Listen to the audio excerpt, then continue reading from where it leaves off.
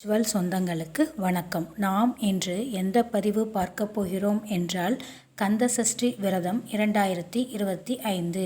முருகனுக்கு 48 நாள் விரதம் துவங்கும் நாள், விரதம் துவங்கும் முறை. பொதுவாக சபரிமலை ஐயப்பனுக்குத்தான் 41 நாட்கள் மாலை அணிந்து மண்டல விரதம் இருப்பார்கள். ஆனால் ஐயப்பனுக்கு மட்டுமின்றி முருகப்பெருமானுக்கும் 48 நாட்கள் விரதம் இருக்கும் வழக்கம் உள்ளது. தீவிர முருக பக்தர்களும் முருகனிடம் தாங்கள் முன்வைத்த வேண்டுதல் நிச்சயம் நடந்தே தீர வேண்டும் என்பதற்காக இந்த விரதத்தை மேற்கொள்வது உண்டு.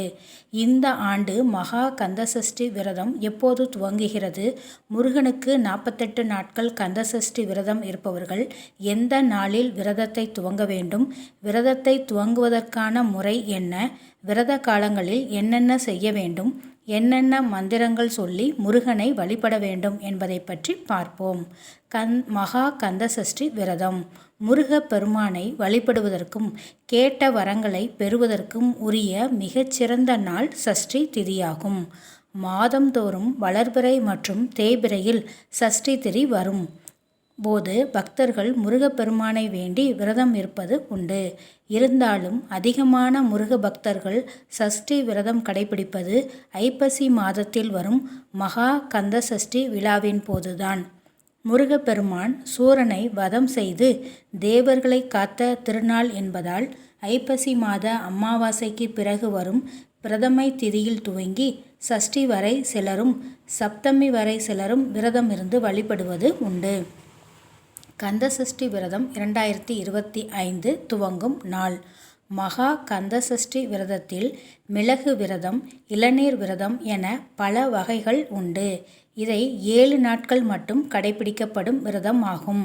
இன்னும் தீவிரமான முருக பக்தர்கள் பக்தியின் காரணமாகவும் முருகனிடம் தாங்கள் முன்வைத்த வேண்டுதல் நிச்சயம் நிறைவேற வேண்டும் என்பதற்காகவும் 48 நாட்கள் எனப்படும் ஒரு மண்டலத்திற்கு கந்தசஷ்டி விரதத்தை கடைபிடிப்பார்கள்.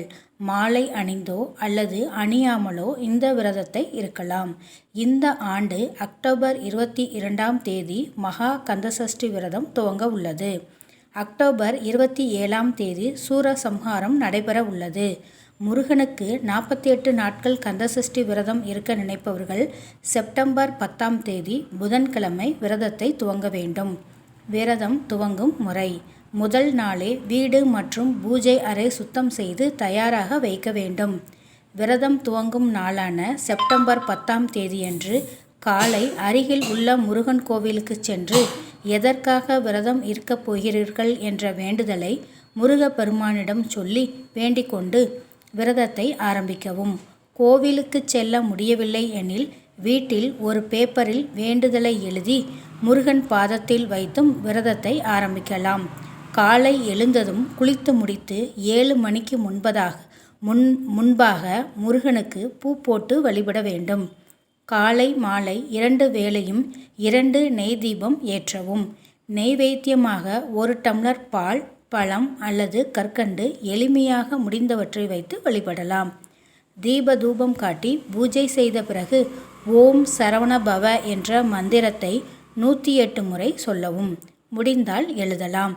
விரதத்தின் போது செய்ய வேண்டியவை: உங்கள் வேண்டுதலுக்கு ஏற்ப ஏதேனும் ஒரு திருப்புகழ், கந்தசஷ்டி கவசம், வேல்மாறல் தினமும் கேட்கலாம் அல்லது படிக்கலாம். தினமும் தலைக்கு குளிக்க தேவையில்லை. செவ்வாய் வெள்ளி அன்று தலைக்கு குளித்தால் போதுமானது. இல்லறத்தில் இருந்தால் மறுநாள் வீடு சுத்தம் செய்து தலை குளித்து விரதத்தை தொடரவும்.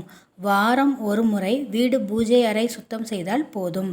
விரதம் இருப்பவர்கள் கண்டிப்பாக அசைவம் சாப்பிடக்கூடாது. வீட்டில் உள்ளவர்களுக்கு அசைவம் சமைத்து கொடுக்கலாம். வீட்டில் அசைவம் சமைத்தால் அடுத்த நாள் வீடு சுத்தம் செய்து பூஜைகளை தொடரவும்.